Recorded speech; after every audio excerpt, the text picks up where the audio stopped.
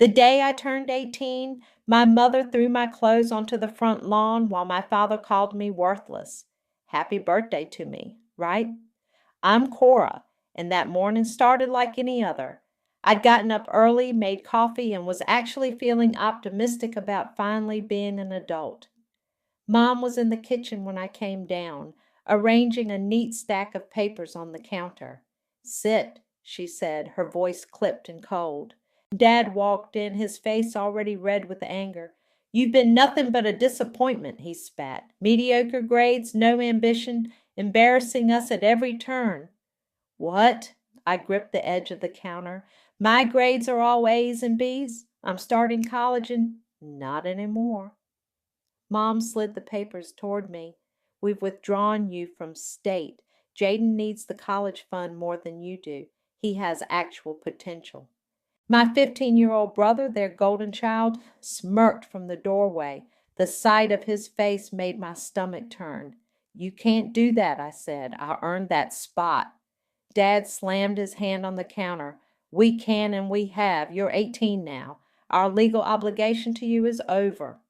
Get your things, Mom said. You have 30 minutes. I laughed, thinking it was some sick joke.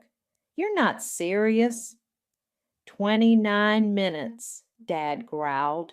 I ran upstairs, grabbing what I could, some clothes, my laptop, the cash I'd saved from my part-time job. My hands shook as I stuffed everything into my school backpack and a duffel bag. When I came down, Mom was waiting by the door. Your key, she demanded, holding out her hand. Where am I supposed to go? That's not our problem anymore. She yanked the key from my fingers. Don't come crawling back when you fail, and you will fail. Dad appeared behind her. Out! Now! I stepped onto the porch, my whole life reduced to 2 bags. Why are you doing this? Instead of answering, Dad grabbed my bags and hurled them onto the lawn. Mom slammed the door in my face.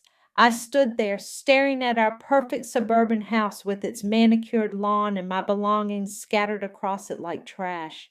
Through the window, I could see Jaden laughing, probably texting his friends about his crazy sister getting kicked out. My phone buzzed. A text from Mom. Don't contact us. Don't embarrass us by telling people about this. You're no longer our daughter. I walked to the coffee shop where I worked, fighting tears the whole way. My manager, Sarah, took one look at me and pulled me into the back room. What happened? She asked, pushing a cup of hot chocolate into my hands. I told her everything. She let me crash on her couch for 3 nights before her boyfriend complained. The next 2 weeks were a blur of couches, cheap motels, and finally a cramped room I could barely afford. My friend Bridget offered her place, but her parents were already struggling to feed their own kids. You could report them, Bridget said one night as we sat in her car, sharing cold fries. What they did. It's abuse. I shook my head. They'd twist it somehow, make me look crazy. They're good at that. Then what's your plan? I stared out at the city lights, something hardening inside me. I'm going to prove them wrong. I'll make something of myself, something so big they'll choke on their words. Cora, Bridget touched my arm. Don't let revenge consume you. But revenge wasn't what I was after. Not yet, anyway. First, I needed to survive. I picked up extra shifts, studied whenever I could, and applied for every scholarship I could find. Late that night, in my tiny rented room, I made a list of every cruel thing they'd said to me, every dismissal, every comparison to Jaden, every prediction of my failure. I taped it to my wall, a reminder of why I couldn't give up. Watch me, I whispered to their imagined faces. Watch me become everything you said I couldn't be. I didn't know then that 9 years later I'd hold their financial fate in my hands.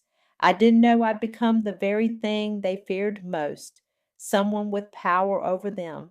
But that night, curled up on my thin mattress, I made myself a promise. I would not break. I would not crawl back. I would become untouchable. And when the day came that they needed help, well, they'd better pray it wasn't me they had to beg. 9 years can change everything or nothing at all. My alarm chirps at 5:30 a.m. and I'm already awake, staring at the ceiling of my downtown apartment. It's not huge, but it's mine. Paid for with every late night and weekend shift I worked through college and night school. "Mornin', Ms. Risk Assessor," I mutter to my reflection as I get ready. The woman in the mirror looks nothing like that scared 18-year-old. Designer suit, perfectly styled hair, cold confidence in her eyes. My phone buzzes. "Bridget, drinks tonight? You've been ghosting me for weeks." "Can't. Big presentation tomorrow," I text back. "You always have a big presentation. When was the last time you had fun?" I ignore that. Fun isn't what got me here. What got me here was becoming indispensable at one of the city's largest banks, working directly under Sawyer White, the department head who'd taken a chance on me fresh out of school. The elevator opens to our floor, and I'm immediately hit with tension. Amanda from accounting is waiting by my office, practically vibrating with nervous energy. "Cora, thank God. The Thompson file. Someone accessed it last night and changed the risk assessment numbers. The meeting's in an hour." I set my coffee down, already knowing who's behind this. "Let me guess. Marcus." She nods. "Marcus, my ambitious colleague who's been trying to sabotage me since I got promoted ahead of him last quarter. Show me," I say, logging into my computer. Sure enough, the numbers are all wrong, but Marcus made one crucial mistake. He didn't know about my backup files. "Amanda, call IT. I need access logs for last night and—" "Looking for something?" Marcus appears in my doorway, smirking. "Shame about those numbers? Sawyer won't be happy." I smile back, sweet as poison.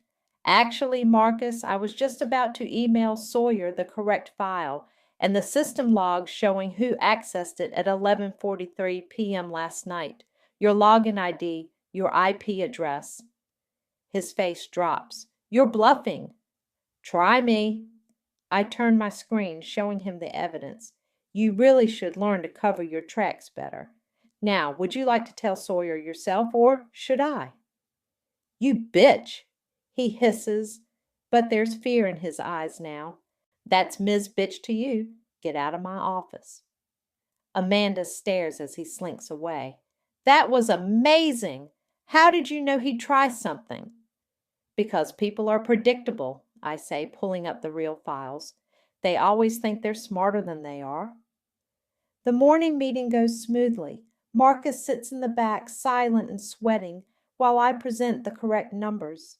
Sawyer gives me an approving nod after he calls me into his office. "Nice work catching that discrepancy," he says. "Marcus handed in his resignation 10 minutes ago." "Did he? How unfortunate." Sawyer leans back, studying me.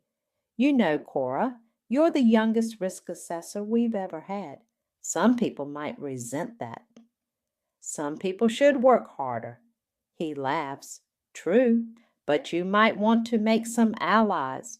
All I ever see you do is work." "Work is what I'm good at." "Is it what makes you happy?" Before I can answer, his phone rings. His expression turns serious as he listens. "I understand. Yes, send it to Cora's desk. She's our best." He hangs up, looking troubled. "New case coming in. High priority, needs immediate attention." "What's the situation?" "Foreclosure risk. Prominent family, lots of political connections." "Handle it carefully." Back at my desk, I open the new file and feel the air leave my lungs. There, in black and white, are the names I haven't seen in 9 years. Helen and Russell Stout. My parents.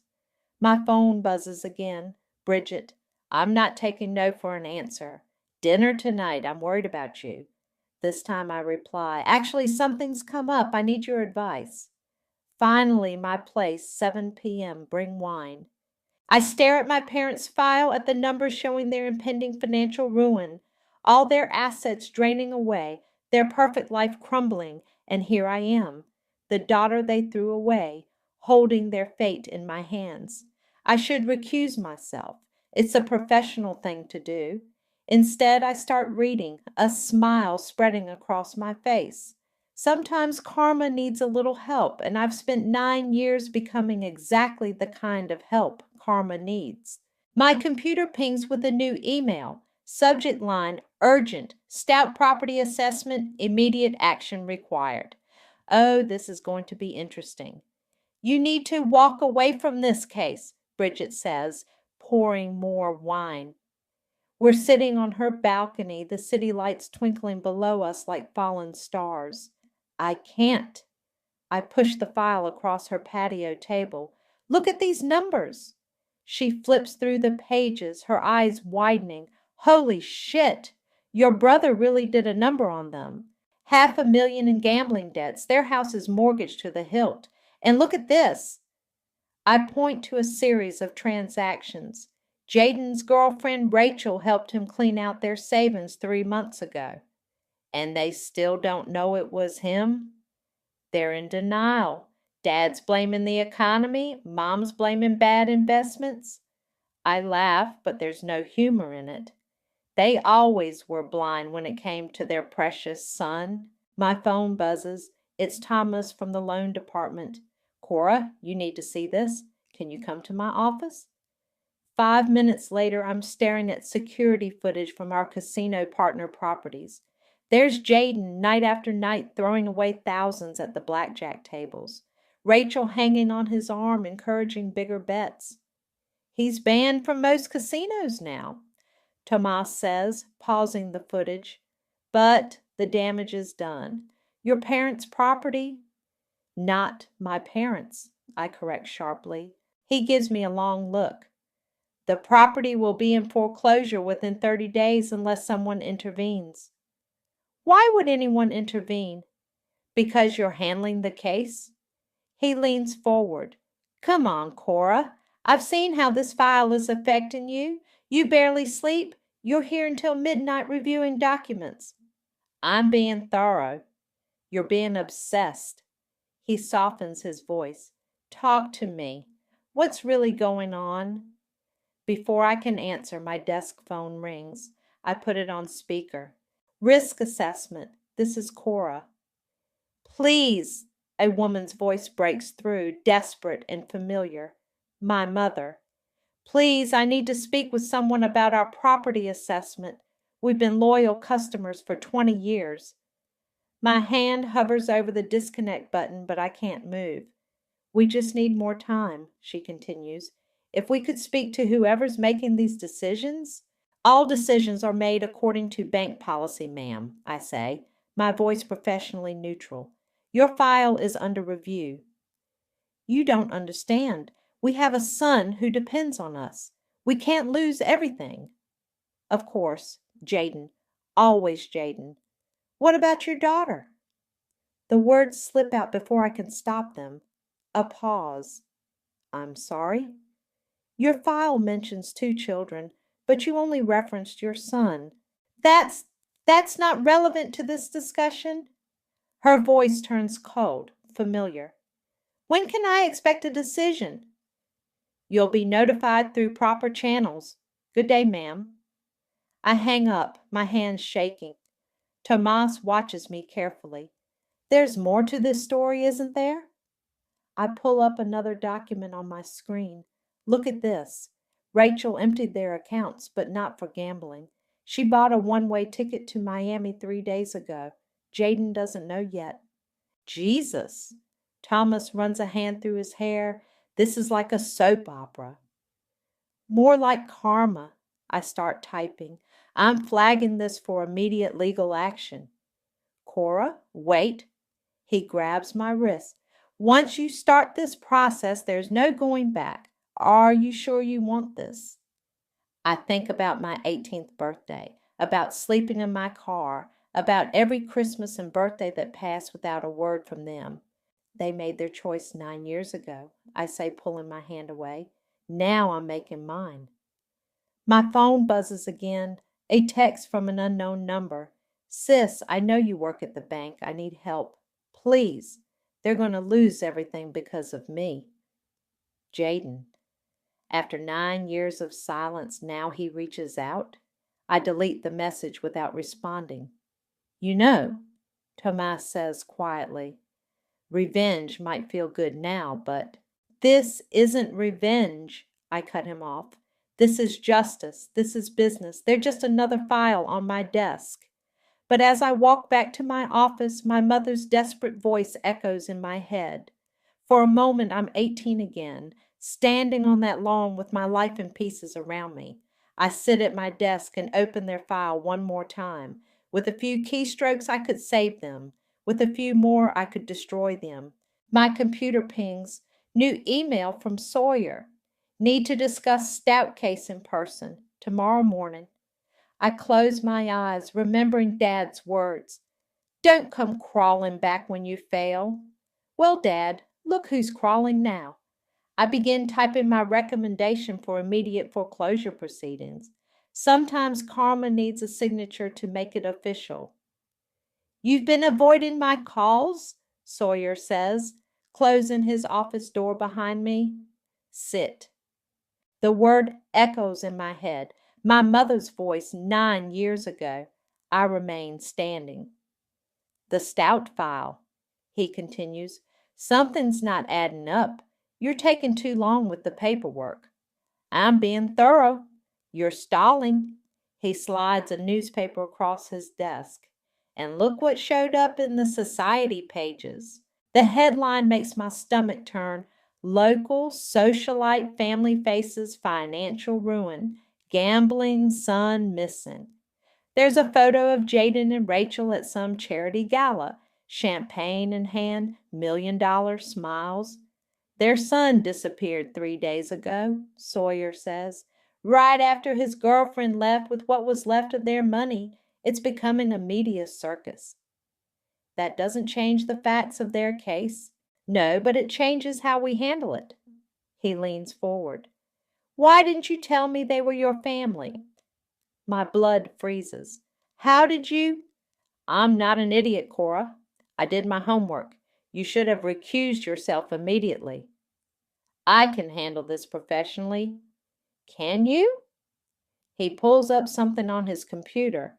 Because you've inserted 3 separate procedural delays in the last week alone. That's not professional. That's personal. Before I can respond, his phone buzzes. Your father is here for his appointment. What appointment? The one you scheduled under a colleague's name. Sawyer's eyes narrow. What game are you playing, Cora? I straighten my jacket. Let me handle this meeting. Absolutely not. I'm taking over the case. Please, I say, hating the desperation in my voice. I need to do this. He studies me for a long moment. Fine. But I'm watching through the conference room window. One wrong move and you're off the case. 5 minutes later, I'm sitting across from my father. He's aged, hair grayer, face more lined, but his eyes still burn with the same self-righteous anger. Our bank has been more than patient, I say, keeping my voice professional. Patient? He scoffs. You people are vultures. Do you know who I am in this community? Your community's standing doesn't change the numbers, sir. I slide the documentation across the table. Your son's gambling debts. Don't you dare blame Jaden. He slams his hand down. He's a good boy who made some mistakes. Unlike some people, he deserves a second chance. I feel Sawyer's eyes on me through the window. Stay professional. Stay cold. According to our records, you've given him many chances, each time depleting more of your assets. You don't understand family loyalty, don't I? The words slip out before I can stop them. He looks at me sharply, but there's no recognition in his eyes, just entitlement and anger. My phone buzzes. A text from Bridget. Just saw the news. You okay? Another buzz. Tomas, your brother was just spotted at the airport, ticket to Miami. Following Rachel, of course. Mr. Stout, I say, your options are limited. You can voluntarily surrender the property or... Never. He stands up, towering over me. I want to speak to your supervisor. Sit down. How dare you? I said, sit down. My voice could freeze hell. 9 years ago, someone else was begging for understanding, for a chance. What did you tell her? His face paled slightly. What are you talking about? You told her she was worthless, that she'd never amount to anything, that she didn't deserve chances. Recognition finally dawns in his eyes. He stumbles back like I've struck him. Cora? I stand slowly, straightening my papers. The bank will be in touch with its final decision. Good day, Mr. Stout. Wait! He reaches for me, but I step back. Please don't make me call security. He leaves, shell-shocked. Through the window, I see Sawyer shaking his head. My phone buzzes again. Mom, just saw your father. He's acting strange. Please, whoever you are, we need more time. I text back. Time ran out 9 years ago. Then I delete the conversation and walk to Sawyer's office. That was cruel. He says that was business. Was it? He sighs. Go home, Cora. Take the day. Deal with whatever this is. But I can't go home. Instead, I drive past their house, my old house. The perfectly manicured lawn is overgrown now. A final notice sticker mirrors the front door. My phone buzzes one last time. Jaden, I know it's you handling this, sis. Please, they don't deserve this. I type back, no, they deserved worse. Then I drive away, leaving the past where it belongs, in ruins. You're playing with fire, Bridget says, pacing my living room. Did you see the news? Your brother's girlfriend was found in Miami. She's talking to reporters. I flip through channels until I find it. Rachel, perfectly made up for the cameras, crying crocodile tears. And the family's toxic dynamics drove Jaden to gambling, she sobs. I had to get out. I had to protect myself. Protect herself and the money she stole, I mutter, muting the TV. That's not the point. Bridget grabs the remote. Your mother's been calling the bank nonstop. She's desperate. Good. Cora, my phone rings. Sawyer, get to the office now. Your mother's here. The elevator ride feels endless. When I reach our floor, I see her through the glass walls of the conference room. She's wearing the same pearl necklace she wore the day she threw me out. Remember, Sawyer warns, one wrong move and I step in. I enter the room. Mom looks up, and for a moment I see fear flash across her face before it's replaced by confusion. Do I know you? I'm handling your case. I sit down, spreading out their file. You requested this meeting. Yes. She straightens her pearls, a nervous habit I'd forgotten about. Our situation has changed. Rachel Newton has made certain allegations. They're affecting our standing in the community. The bank doesn't care about social standing. But surely you understand. She stops, studying my face. You look familiar. Let's focus on the numbers. I point to their account statements. Your son emptied these accounts. Jaden was confused. He's a good boy. Like I was a good girl. She freezes. What did you say? Nothing. Please continue. No. She leans forward. Say that again. I meet her eyes. 9 years ago, you said I'd never amount to anything, that I was an embarrassment.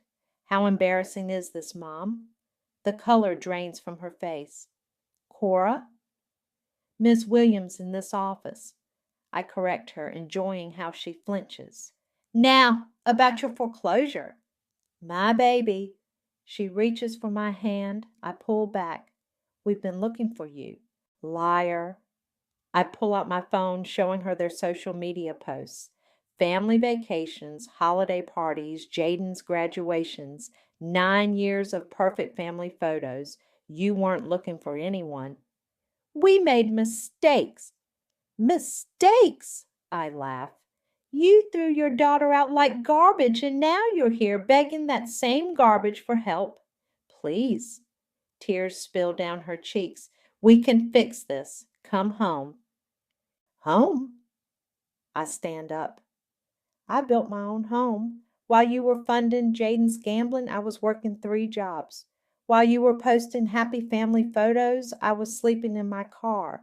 I made myself into something you said I could never be. I'm sorry. No. My voice is ice. You're sorry you need something from me. The bank's decision will be final. Don't contact me again. I turned to leave, but her next words stopped me. I left you letters. What?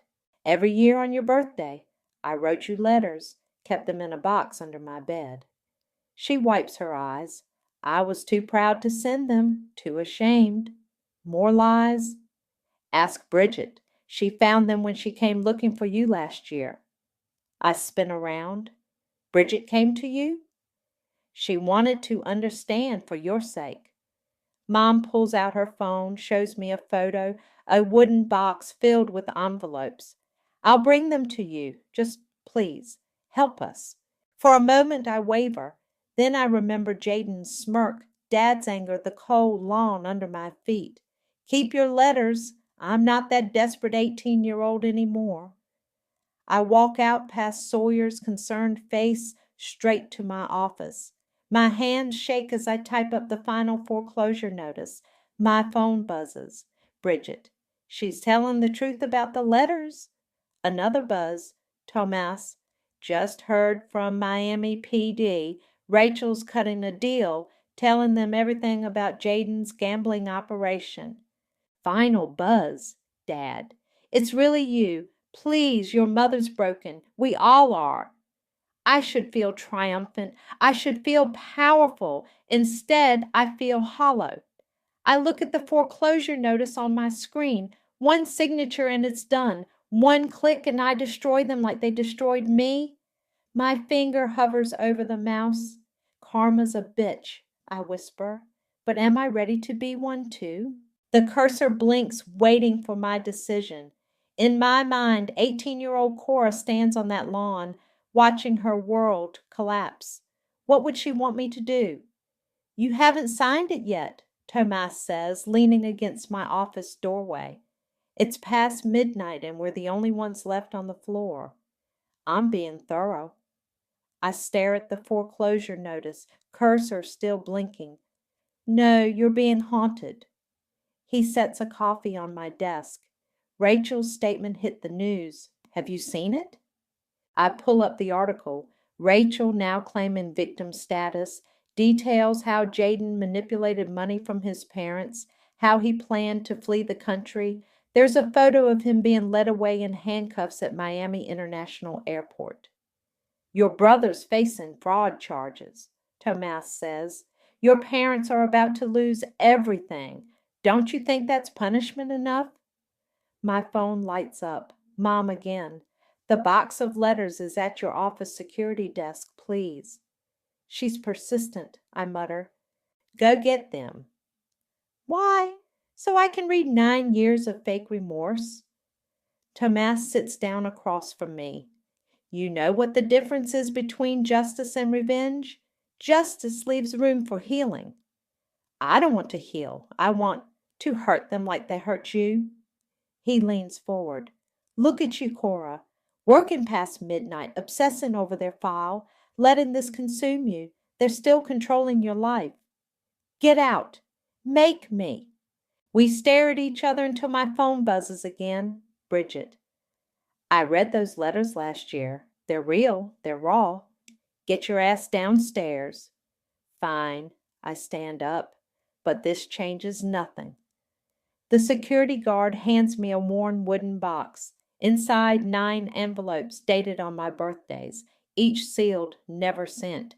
I open the first one, dated a year after they threw me out. My darling girl, today you're 19. I drove past your old school, remembering how proud I was watching you graduate.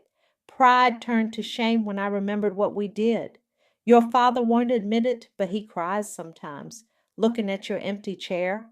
I crumple it up. Manipulation. That's all this is.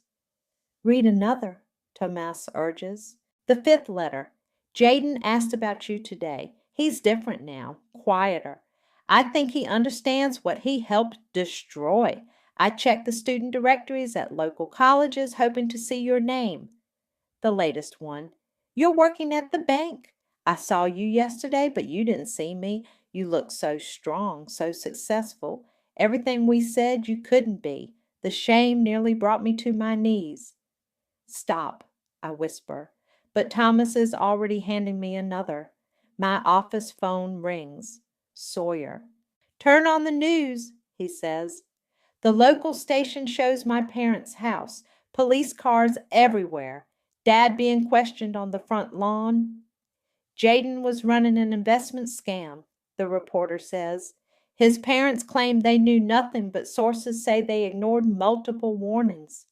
My other line beeps, Dad. Don't hang up, he says when I answer. Please. The police are saying we could be implicated in Jaden's crimes. They think we knew. Did you? No, we were blind, like we were blind with you. His voice breaks. We destroyed one child and enabled another, and now? Now you need my help. No, now I need to say I'm sorry, really sorry, even if you sign those papers tomorrow. I look at the foreclosure notice on my screen. 9 years of pain, of anger, of proving myself. 9 years of letting them live rent-free in my head. Cora? Tomas touches my arm. Whatever you decide, decide it for you, not for them. I think about 18-year-old me again, but this time I see her differently, not just standing on that lawn, but rising above it, building something new. Dad, I say, I'm sending you some paperwork. You have 1 hour to sign it. The foreclosure? No. I start typing. A restructuring plan, strict conditions, monthly reviews, one mistake and it's over. Why? Because I'm not you, and I need to prove that to myself more than I need to hurt you. I hang up and look at Thomas. Help me draft this? He smiles. Already on it. My phone buzzes one last time. Bridget. Just saw the news. You okay? I look at the box of letters, at the foreclosure notice I'll never sign, at the new document taking shape on my screen. No, I text back, but maybe that's okay. Sometimes revenge isn't about destroying someone. Sometimes it's about becoming so much better than they ever imagined. Sometimes it's about being strong enough to show mercy they never showed you. I start typing the terms of their salvation, each condition a reminder. I'm not that helpless girl anymore. I'm the woman who rose above their expectations, and that's the sweetest revenge of all. Sign here, I tell my parents, sliding the restructuring agreement across the conference room table, and here, an initial here. They look smaller somehow. Mom's pearls are gone, probably sold. Dad's hands shake as he signs. These terms, he says, they're harsh. They're fair. I point to each condition. Monthly financial reviews, mandatory counseling, no contact with Jaden until his legal issues are resolved, and I pause for effect. Weekly dinners with me. Their heads snap up. You want to have dinner with us? Mom whispers. No, but I need to know you're following the plan. Consider it supervision. We don't deserve this chance, Dad says. No, you don't. Don't waste it. Sawyer watches through the window as they leave. He calls me into his office immediately. That was unexpected, he says. I'm full of surprises. You're also suspended for 2 weeks. What? He holds up a hand. You manipulated bank procedures, delayed processes, and used your position for personal matters. There have to be consequences. I understand. Good. He smiles slightly. Use the time to read those letters properly. Outside, Bridget's waiting with her car. Get in, stranger. We're going drinking. It's 10 a.m. Perfect time for mimosas and truth-telling. She drives us to our old coffee shop, the one where I worked after being thrown out. Remember this place? Hard to forget. The same worn couches are there, but everything else has changed, like me. So, Bridget says once we're settled with drinks, tell me about the letters. I haven't read them all. Liar. She pulls out her phone. Want to know my favorite part? The letter from 3 years ago where your mom writes about seeing you at the grocery store, how she followed you around for an hour, watching you compare prices using coupons, how proud and ashamed it made her. Stop. Or the one where your dad drove past your apartment building every night for a month, making sure you were safe. They're just words. No, she leans forward. They're proof that you haunted them as much as they haunted you. My phone buzzes. Tomas, missing your sharp tongue at the office. Dinner tonight? Is that your loan officer boyfriend? Bridget teases. He's not my boyfriend. But he could be, if you'd let someone in. Before I can respond, another text arrives. Jaden from jail. They told me what you did. Why help them after everything? Your brother still doesn't get it, Bridget says, reading over my shoulder. He never will. I type back, I didn't do it for them. The next few days blur together. I read the remaining letters. Meet with Tomas for dinner. Not a date, I tell myself. Watch my parents struggle to adjust to their new reality. Our first supervised dinner is awkward. Mom keeps trying to hug me. Dad can't meet my eyes. The house feels empty without your brother, Mom says. The house was empty long before that. Cora, Dad starts. No. I cut my steak carefully. We're not doing emotional speeches. We're reviewing your compliance with the agreement. Show me this week's bank statements. They comply. Everything's in order. They're trying. Why this way? Mom asks as I'm leaving. Why not just destroy us when you had the chance? I think about Thomas's words about justice versus revenge, about Bridget's insight into the letters, about the 18-year-old girl who wanted to prove herself. Because I needed to know, I say. Know what? That I could save you, that I had that power, and that I could choose not to use it for harm. Dad nods slowly. You became better than us.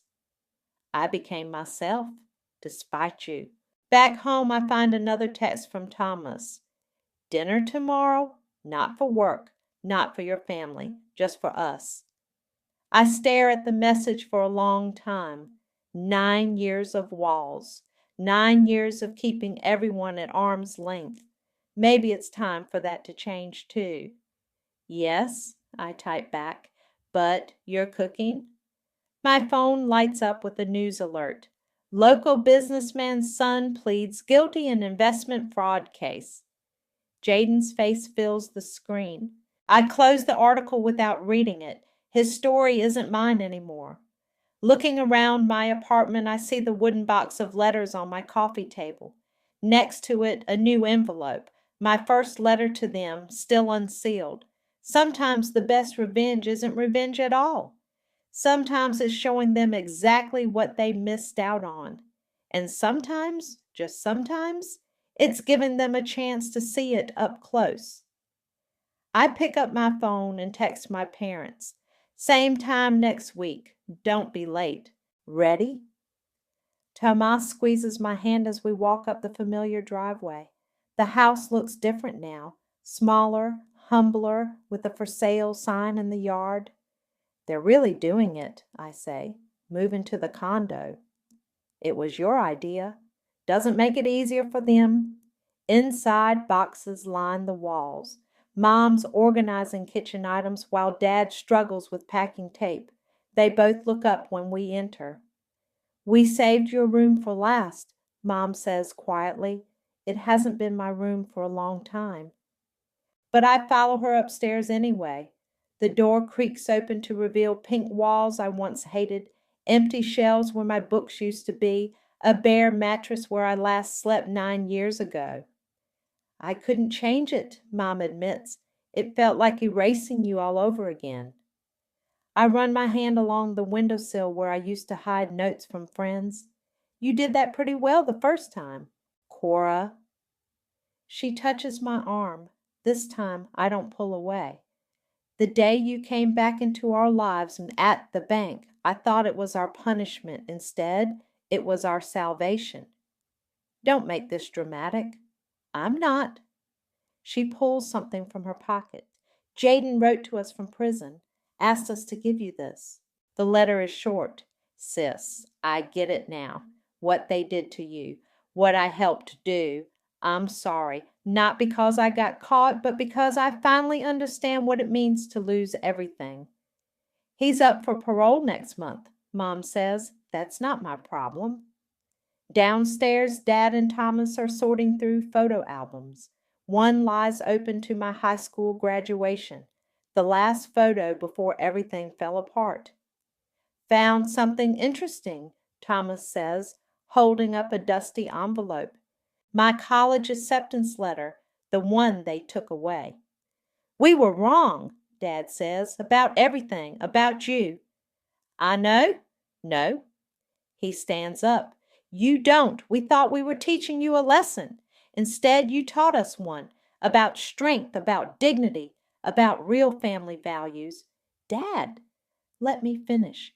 You could have destroyed us. Should have, maybe. Instead, you showed us what we threw away, what we missed, who you became. My phone buzzes. Bridget, did you tell them yet? Tell us what? Mom asks. I look at Thomas, who nods encouragingly.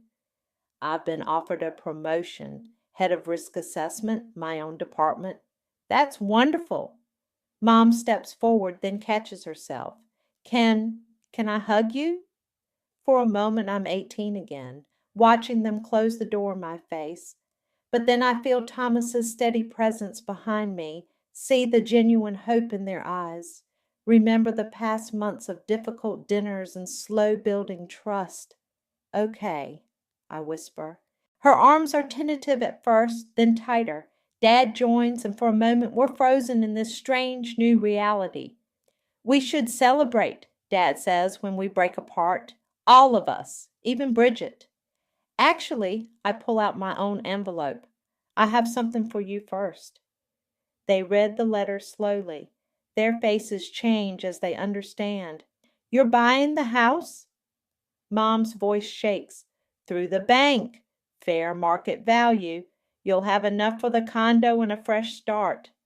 But why? Because this house holds our worst moment. Maybe it should hold our best ones too. Dad wipes his eyes. We don't deserve you.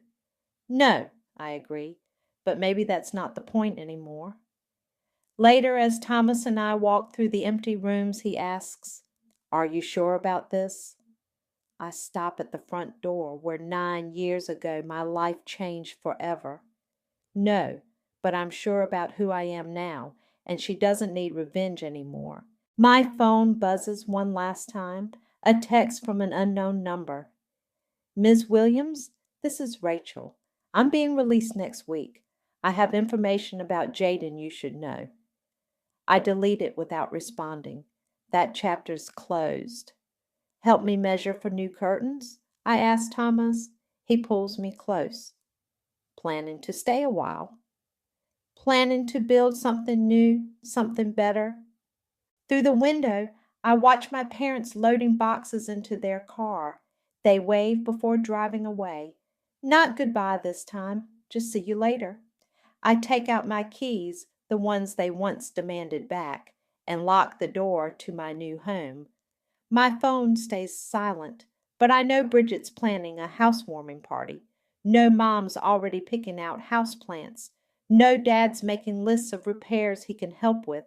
9 years ago, they slammed a door to teach me a lesson.